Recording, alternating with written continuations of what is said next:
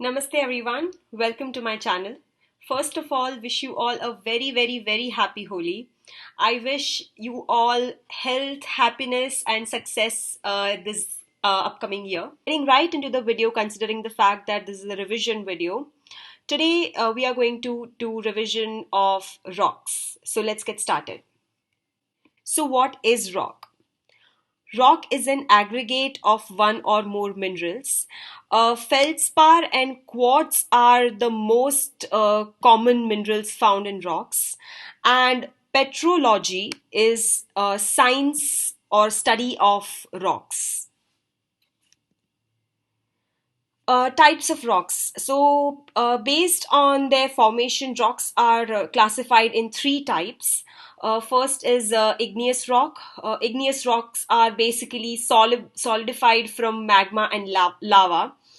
Sedimentary rocks are basically when the igneous rocks or any other rock for that matter, when it breaks down, basically all the deposits, all the fragments, they kind of solidify once again and form a rock, and this kind of a rock is called sedimentary rocks. So this definition right here is from the NCERT, the result of deposition of fragments of rocks by exogenous processes.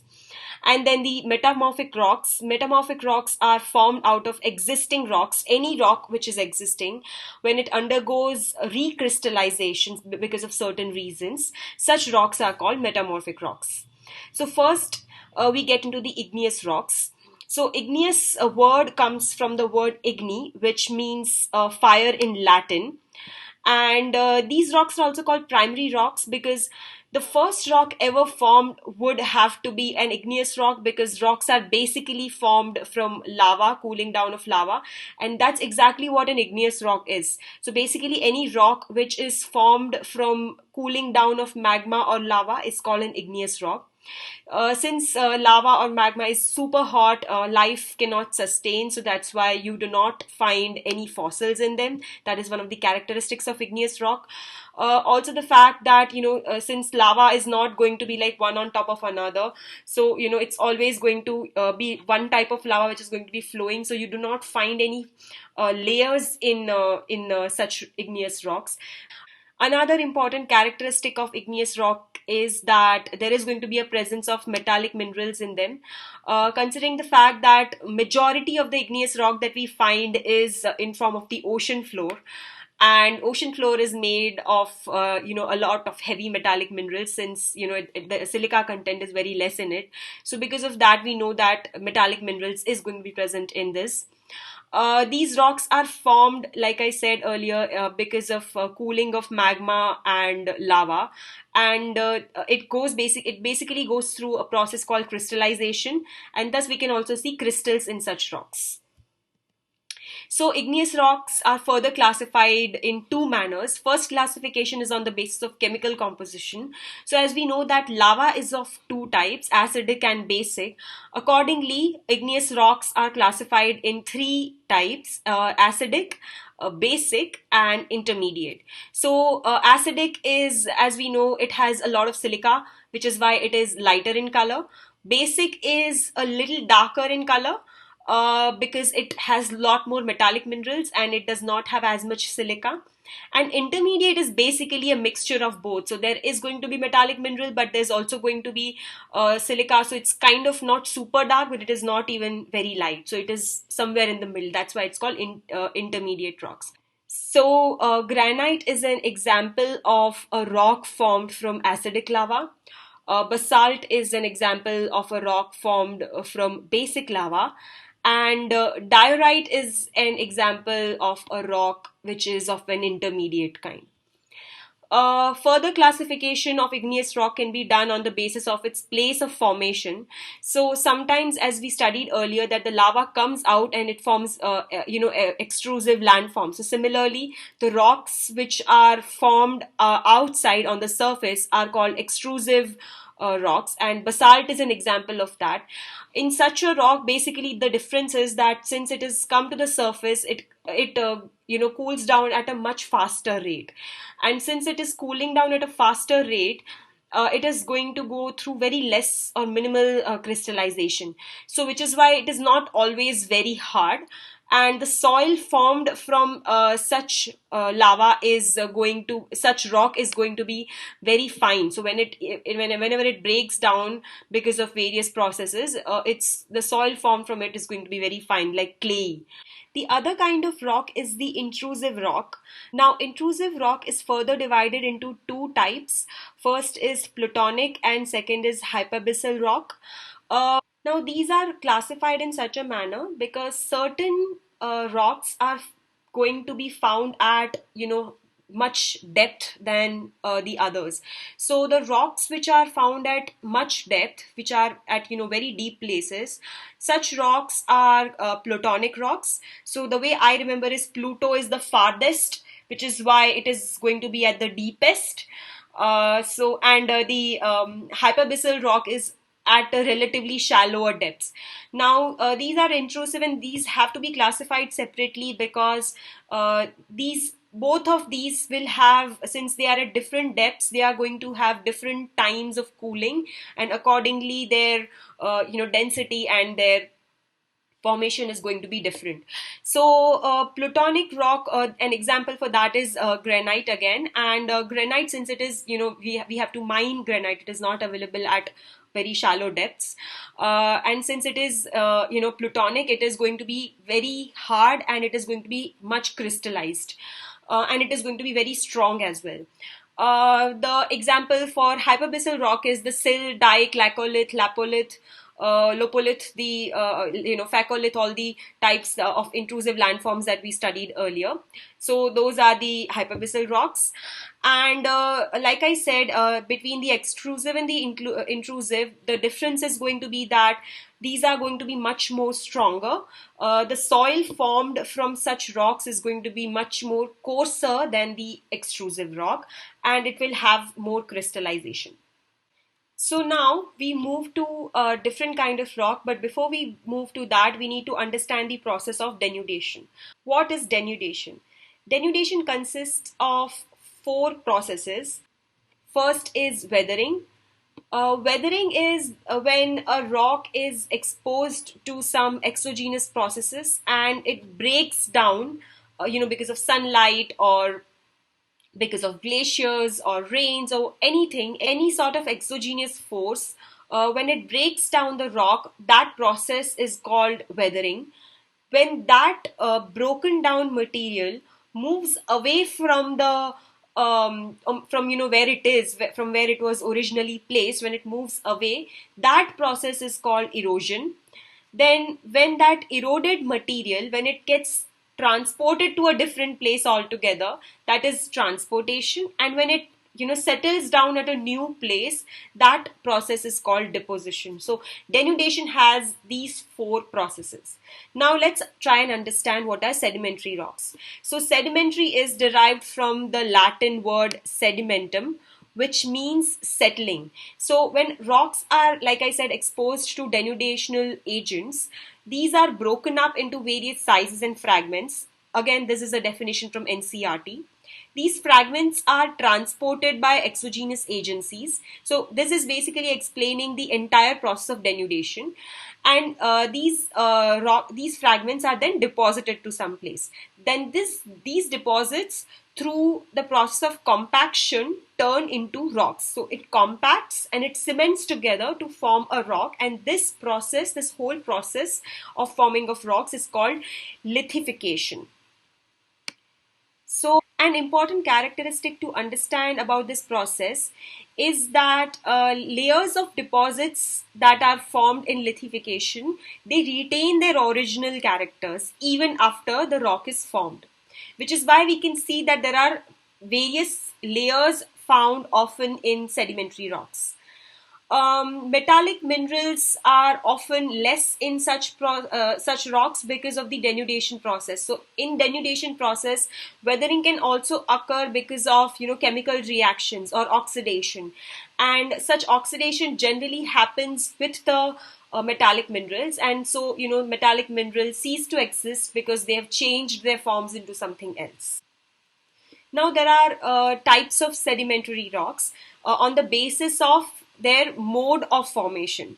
So, there are certain rocks which are formed mechanically. Basically, when all the deposits gather and it just cements together without changing anything about it, such rocks formed are called mechanically formed rocks. These are the examples that we have to remember because it is again mentioned in the NCERT. So sandstone is one, conglomerate, then limestone, shale, and Lewis. So these are the important mechanically formed sedimentary rocks. The next type is going to be organically formed sedimentary rocks.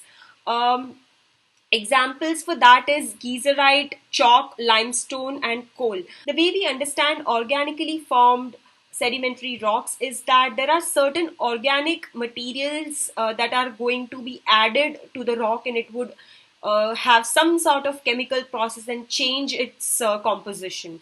So, like we all know that coal is made because of pre-fossils of the millions of years ago. So such fossils, there was some sort of organic material that got accumulated, and over the period of time, it turned into coal. So this is the process for all the organically formed sedimentary rocks. The third type is going to be chemically formed sedimentary rocks. Again, in this, there's going to be some form of chemical reaction, and it's going to change its form like that. Limestone is an example here as well. So we need to remember that limestone is formed through organic process as well as chemical process. So chert, limestone, halite, and potash. These are the examples of chemically formed sedimentary rocks. The third type of rock is the metamorphic rock. Now, the word metamorphic means change of form. Under the action of extreme pressure, volume, and temperature, the rocks change their form completely. And metamorphism is a process by which the rocks that were already there, they undergo recrystallization and reorganization of material. So it recrystallizes, it changes completely, and it recrystallizes. And then the materials that were there inside the original rock, it reorganizes, and it basically becomes, something which is very different from what was there earlier. So there are two types of metamorphism. The first one is the dynamic metamorphism. This is associated mainly to pressure. So there is mechanical disruption and reorganization of the original minerals within the rocks due to breaking and crushing without appreciable chemical changes. So mainly the pressure plays an important role rather than chemical changes. So pressure is the more important. And when there is thermal metamorphism, the second type is thermal metamorphism. Here the temperature plays a major role. Temperature is always going to play a major role. So in certain thermal metamorphism too, pressure is going to act out. But in thermal metamorphism, it cannot occur without change in extreme temperature. Whereas dynamic metamorphism has more to do with pressure than the temperature. Thermal metamorphism in that the rocks chemically alter and recrystallize. Here there are no or without any appreciable chemical changes. Mainly because of the influence of temperature, as I said. Now, thermal metamorphism is further classified into two types. First is contact metamorphism and regional metamorphism. Now, let us try and understand what is that. Contact metamorphism occurs when the rocks come directly in contact of lava or magma. What happens is, because the lava or magma is going to be extremely hot, these rocks, when they come in contact with such high temperature, it is going to break down and recrystallize, and it is going to change its composition. And sometimes the new materials that are there in the lava or magma are also going to be added, and they are going to form a different characteristic altogether and form a new kind of rock. In regional metamorphism, on the other hand, the rocks undergo recrystallization due to deformation caused by tectonics shearing together. So right here we see that there is a role of pressure and with high temperature. So with high temperature or pressure or both. So here what happens is that the rocks need not come in direct contact with lava or magma, but they have still passed near it, and it is going to be so hot that it is going to impact rocks even farther away from where it is passing through. So such kind of metamorphism, when the rocks change because of that is called regional metamorphism. There is one process that we need to understand in metamorphic rocks is foliation. So what happens is that sometimes in such metamorphism, there are certain minerals and grains that are going to get arranged in layers, or they form lines, and such an arrangement of minerals or grains is called of in the metamorphic rock is called foliation.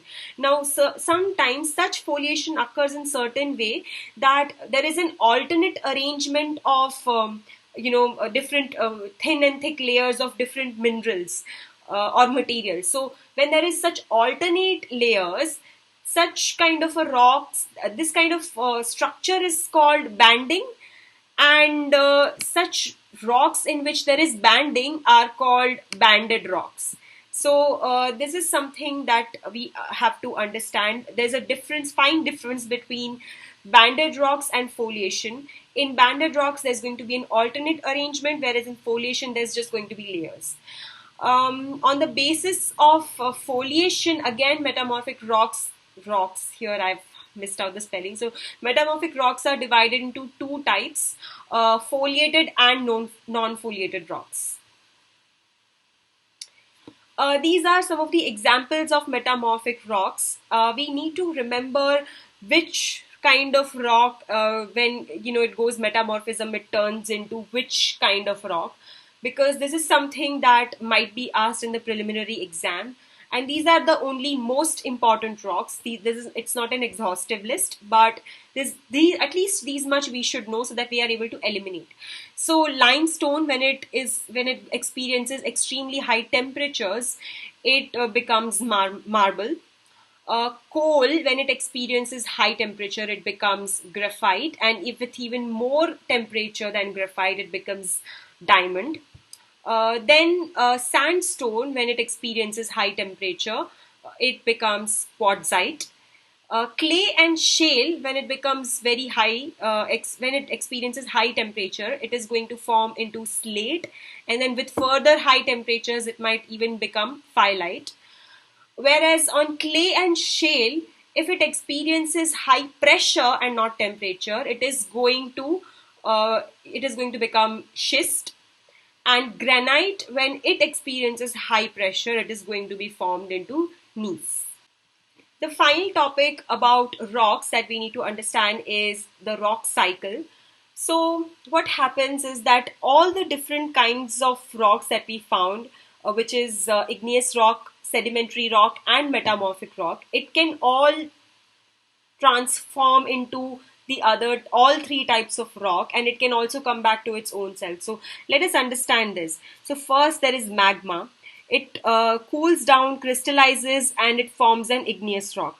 Now igneous rock can also in the process of convergence of plate boundaries, it might also go under, and it might melt and again become magma. So that could also happen, and magma can again become an igneous rock, as we know.